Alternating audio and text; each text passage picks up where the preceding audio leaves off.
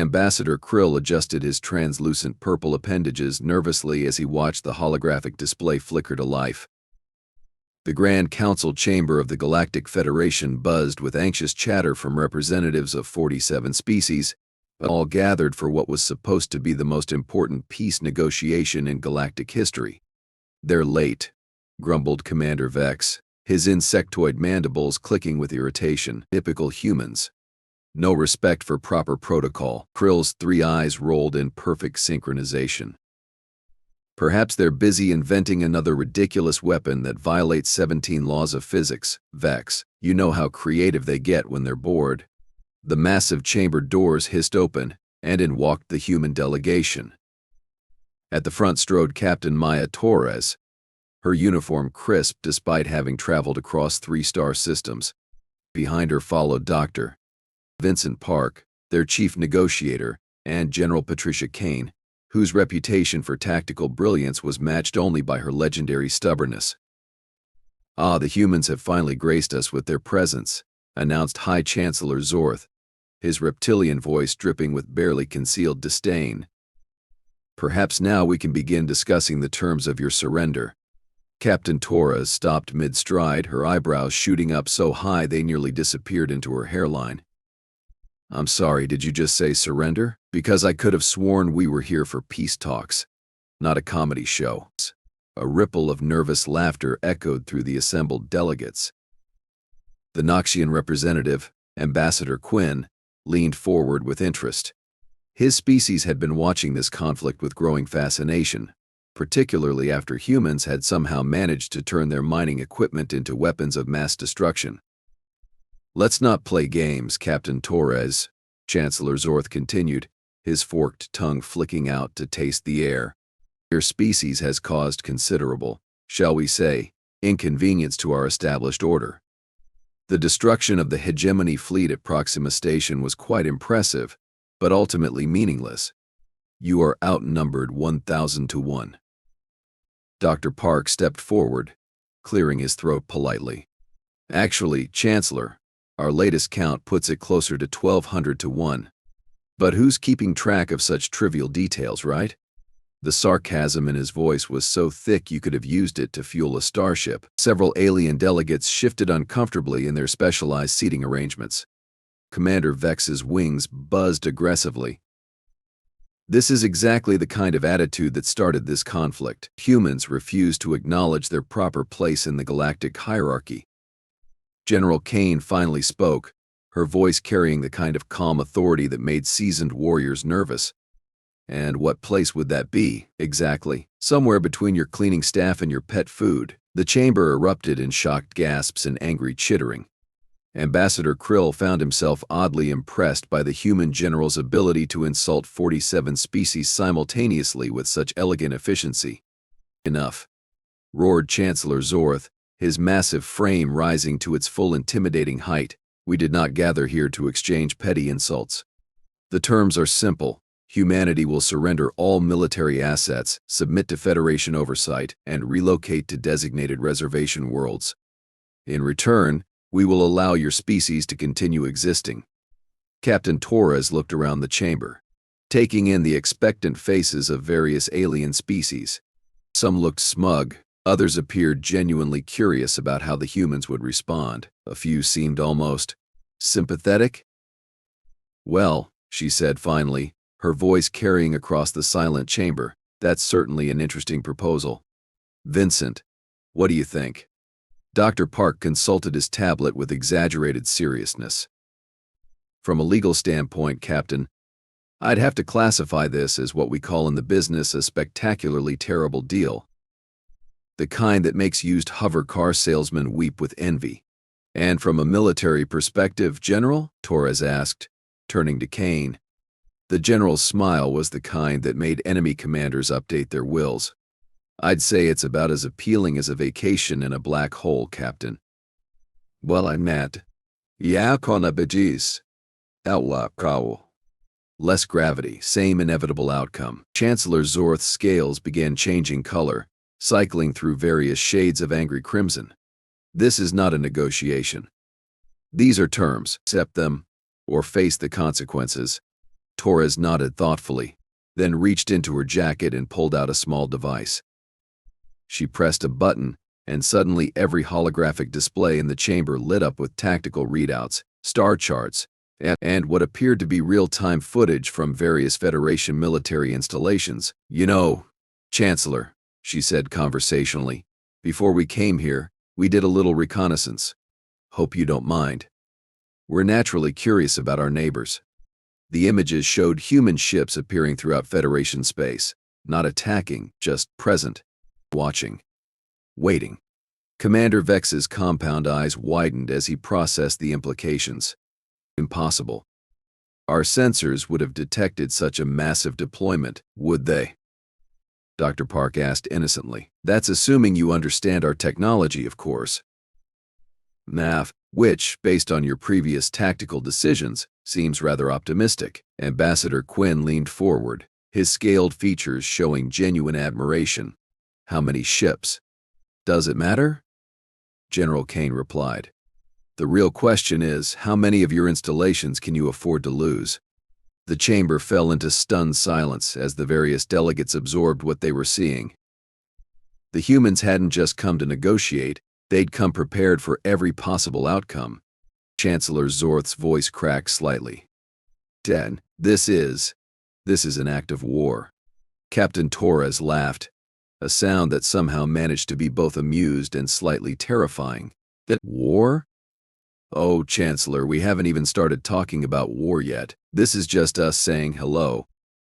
She gestured to the displays, where more and more human vessels were appearing in previously secure Federation systems. See, the thing about humans is, we don't really like being told what to do. It's a cultural quirk. Goes back thousands of years, but you're completely surrounded. Protested Ambassador Krill, his purple skin shifting to a worried shade of green. Even with these ships, you cannot possibly hope to defeat the combined might of the Federation. Defeat. Dr. Park looked genuinely puzzled. Who said anything about defeat? We're not here to conquer anyone. We're here to discuss terms. What terms? Demanded Chancellor Zorth. General Kane's smile grew wider. Our terms. See, the way we figure it, you invited us to this little gathering to discuss our surrender.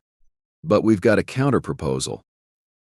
The silence in the chamber was so complete that the ambient hum of the life support systems sounded like a roaring waterfall.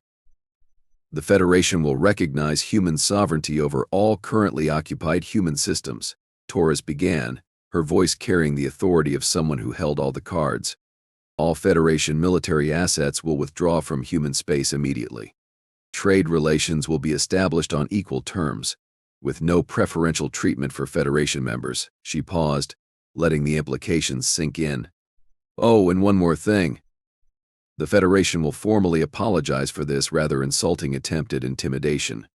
The explosion of outraged voices was immediate and deafening. Delegates shouted in dozens of languages, creating a cacophony that would have impressed a heavy metal concert. Commander Vex's wings were beating so fast they were practically invisible. This is outrageous. Absolutely unthinkable. The Federation has existed for millennia. We will not be dictated to by a species that only discovered faster-than-light travel 50 years ago. 53 years, actually, Dr. Park corrected mildly. But who's counting? Ambassador Quinn raised a tentacle for attention. If I may ask, Captain Torres, what happens if the Federation rejects your proposal? Torres exchanged glances with her companions, then shrugged. Then we leave. Bati. The simplicity of the statement caught everyone off guard. Chancellor Zorth blinked his massive eyes in confusion. Leave? What do you mean, leave? We pack up, go home, close our borders, and pretend the rest of the galaxy doesn't exist, General Kane explained matter-of-factly. Cut off all communication, all trade, all contact, complete isolation. But that's impossible, sputtered Commander Vex. You can't just withdraw from galactic civilization, can't we? Torres asked with mock curiosity. Vincent, is there some law against minding our own business? Dr. Park made a show of consulting his legal database. Nothing in Federation Charter prevents voluntary isolation, Captain. though I suspect our sudden disappearance might cause some interesting economic disruptions." The human captain nodded sagely. "Probably nothing major. Just the collapse of several key trade routes, the loss of advanced medical technologies, the disappearance of our military innovations, and oh yes, the rather significant problem of who's going to help you deal with the Void Runners." Ambassador Krill's skin went completely white. "The Void Runners? What do you know about the Void Runners? More than you'd like us to." General Kane replied ominously. "Amazing what you can learn when you're not busy arguing about who gets to boss whom around." The Void Runners were the galaxy's boogeyman, a mysterious species from the dark regions between spiral arms that periodically swept through inhabited systems, consuming everything in their path. The Federation had been preparing for their next incursion for decades. Chancellor Zorth's voice dropped to a whisper. "You would abandon the galaxy to face them alone." Captain Torres stood up slowly, her expression suddenly serious. "Chancellor, let me explain something about human nature. We don't abandon our friends. But we also don't help people who try to enslave us." She began walking toward the chamber doors, her delegation falling in behind her. "The choice is yours. Accept our terms, and we'll stand with you against whatever comes. Try to force us into submission, and you'll face the darkness alone." "Wait," called Ambassador Quinn. "Surely we can discuss this further." Torres paused at the doorway, looking back over her shoulder. "There's nothing to discuss. We've made our position clear. You have 24 hours to respond."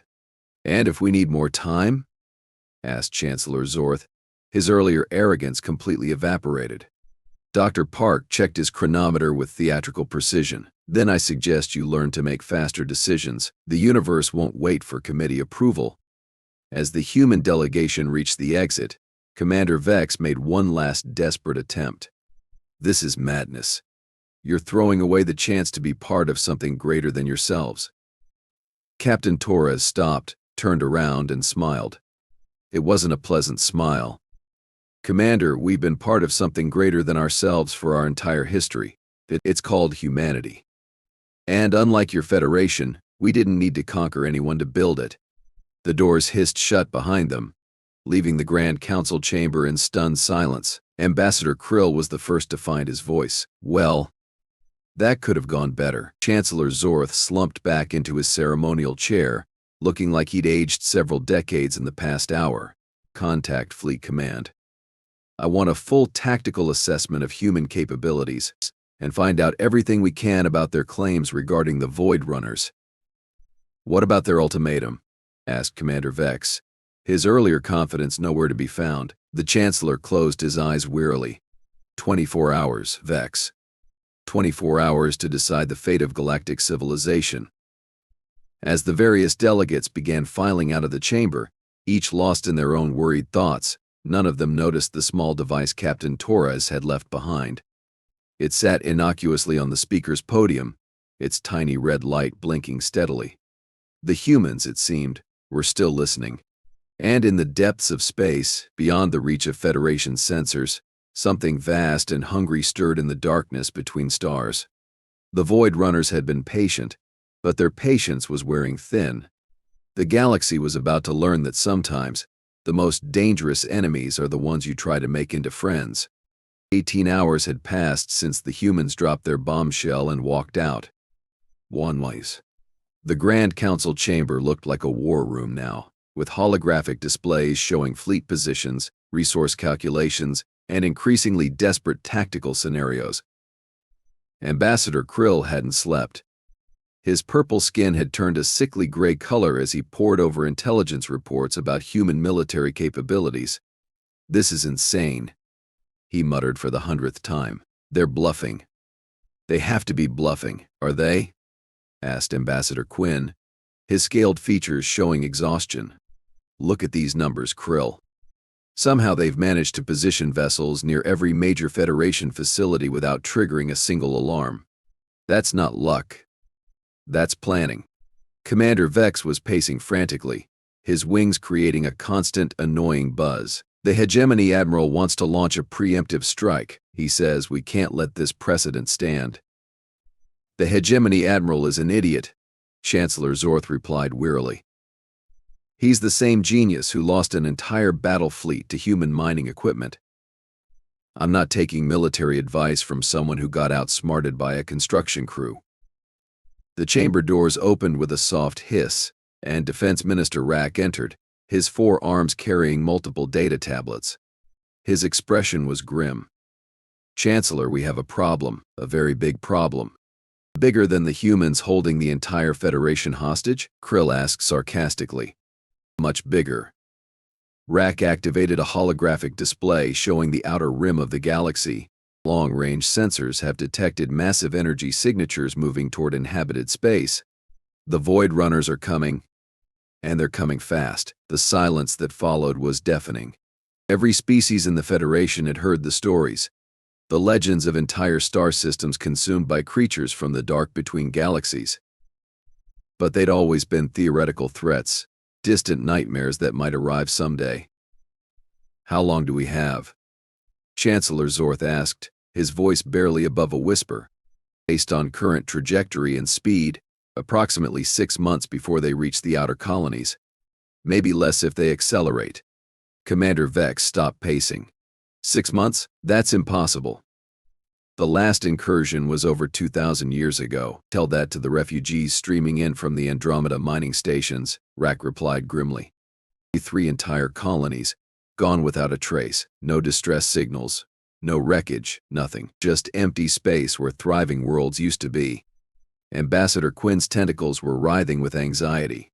What about the defense grid? The automated battle stations? Useless.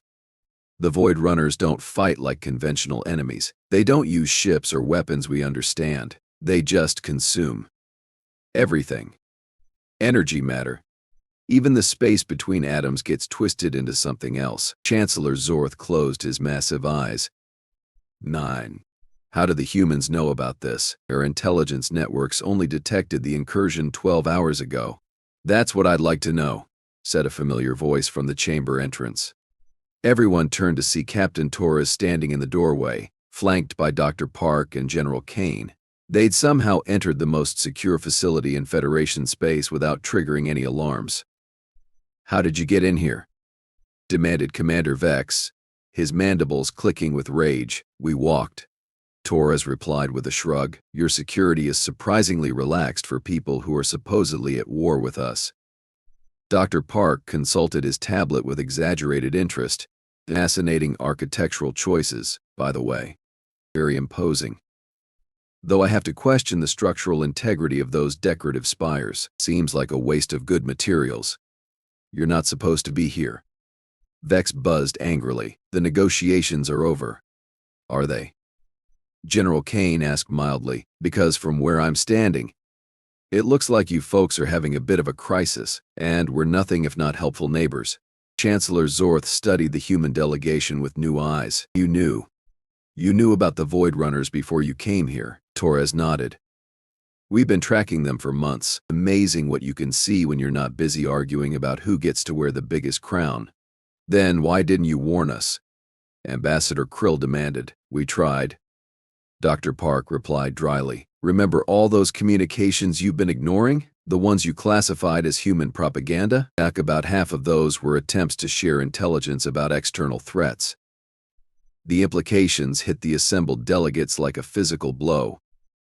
They'd been so focused on controlling humanity that they'd ignored their warnings about a genuine existential threat. So what now? Asked Defense Minister Rack. You've got us over a barrel. The Void Runners are coming, and apparently you're the only ones who saw them coming.